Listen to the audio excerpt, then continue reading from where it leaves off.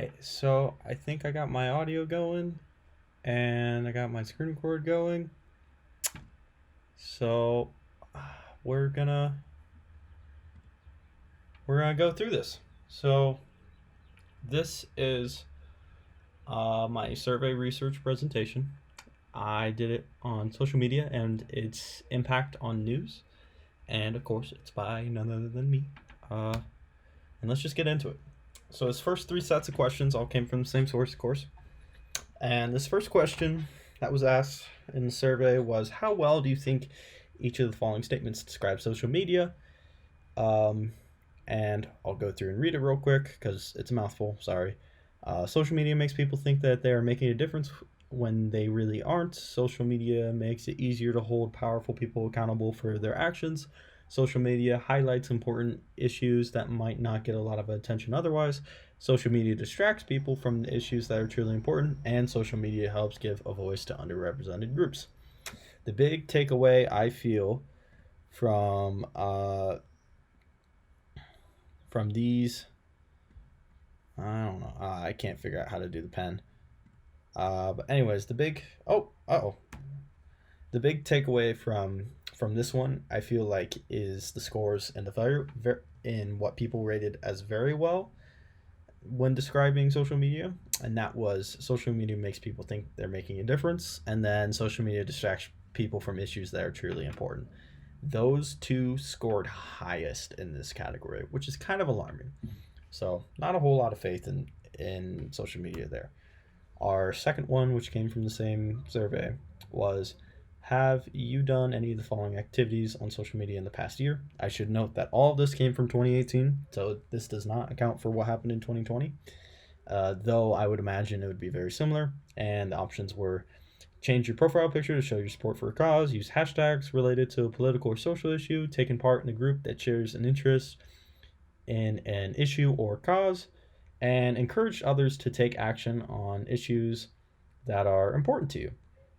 And then finally, looked for information about rallies or protests happening in your area. Orange is you have done this, and gray is you have not. Um, yeah, no, I feel like this is very relevant to like what happened in 2020. So I imagine there would have been a spike in the number of people doing this because normally you don't sort of do this sort of stuff on social media. But with the Black Lives Matter movement and everything, I imagine there was a massive spike in that. So again, 2018, not 2020.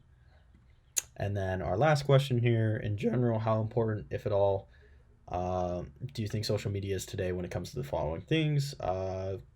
Creating sustained movements for social change, influencing policy decisions, and getting elected officials to pay attention to issues. And the majority of people answered somewhat important. So I think people acknowledge that it does have influence, but I don't think everyone truly knows what that range is. So we might have seen this more in 2020. We might not have, but I don't have the data on that to support that. So moving on. This is, of course, my slide showing where I got it all from. So moving on. Next set of three came from another source that you'll see after you see them. How often do you get news from, was the question, and the options were a smartphone, computer or tablet, print publications, radio, or television. The overwhelming majority said that they got their news from either television or smartphone, computer, or tablet.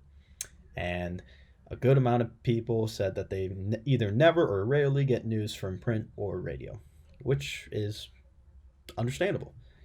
Um, our next question from this was, now thinking about the news you get from a smartphone, computer, or tablet, how often do you get news from podcasts searched through Google or other search engines, social media such as Facebook, Twitter, Instagram, or news websites or apps?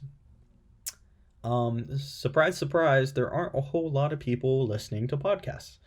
But that's not the important part here. The important part here is what people are sometimes or often getting their news from. And as we can see, it's a lot of searches, a lot of social media, and a lot of news websites and apps. This one is pretty surprising, I think. The question was, do you regularly get news or news headlines on any of the following social media sites or apps. Orange is yes, gray is no. And it's not surprising so much for these apps like Tumblr, WhatsApp, TikTok, Twitch. Not a whole lot of political or just news stuff going on there, that mainly like they don't like focus in on that sort of stuff. But what is surprising is the amount that Twitter, Instagram, and Facebook have. I would have Facebook seems about right, but I would have guessed Twitter, Instagram, and YouTube would have been higher. So not a whole lot of people using it for news. Um, and then all those three last slides again came from here. Then we got another question from another source. What is the most common way you get political and election news? And this one is unique because it happens over a larger span of time. It goes from 2019 to 2020. And you can see print, radio, television, cable, social media, news, or other sites. I put it in this format mainly so that you can see, for one, orange is in the past, 2019, and gray is 2020. So you can see when there's a dip, but when you don't see orange, you know that it increased. So for whatever reason, we can see that social media in this time usage, it did decrease slightly, but then news, website, other app, it increased. So kind of interesting. So this one, the question was, I expect the news I see on social media will largely be inaccurate or largely be accurate. Orange is accurate, gray is inaccurate. It's kind of hard to see the difference, but if you look closely on the bottom one here, which it was in 2018, we can see that more people thought it would be accurate than in 2020, and same thing applies vice versa. In 2020, more people thought it was largely inaccurate than in 2018. So that's a good trend to follow. It's kind of hard to see in any sort of visual representation because it's not a huge difference, but it is still noticeable. And then our last question here.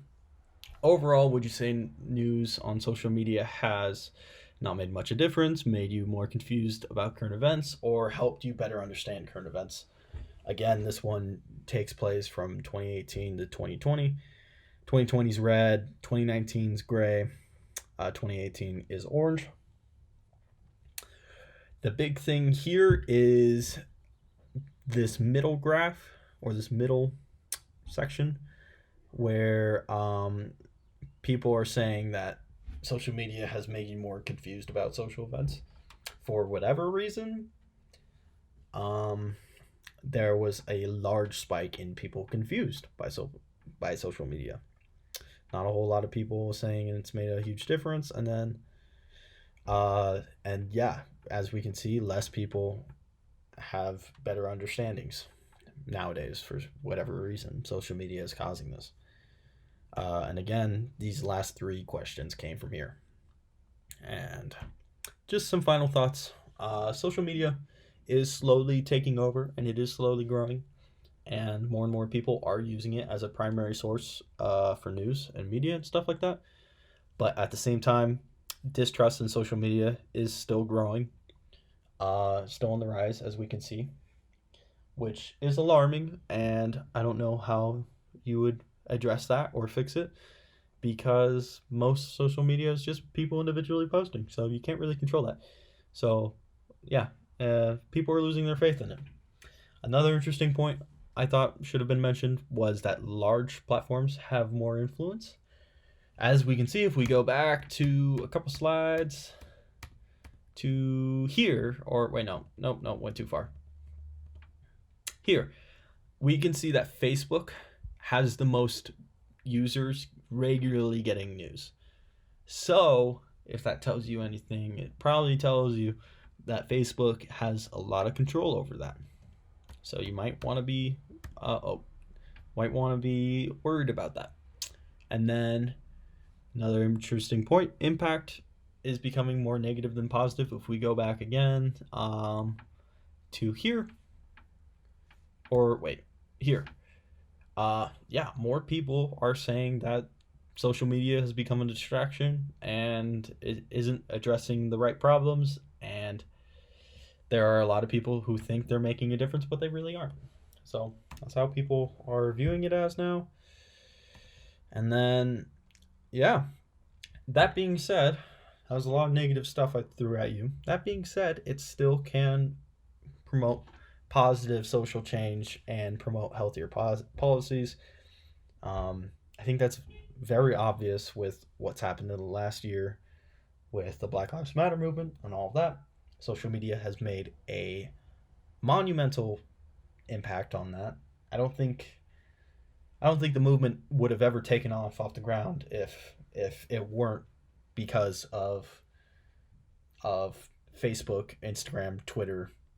I mean, they've promoted healthy, positive change. So yeah. So, anyways, that was my presentation on how social media and its impact on our news. Thanks for watching.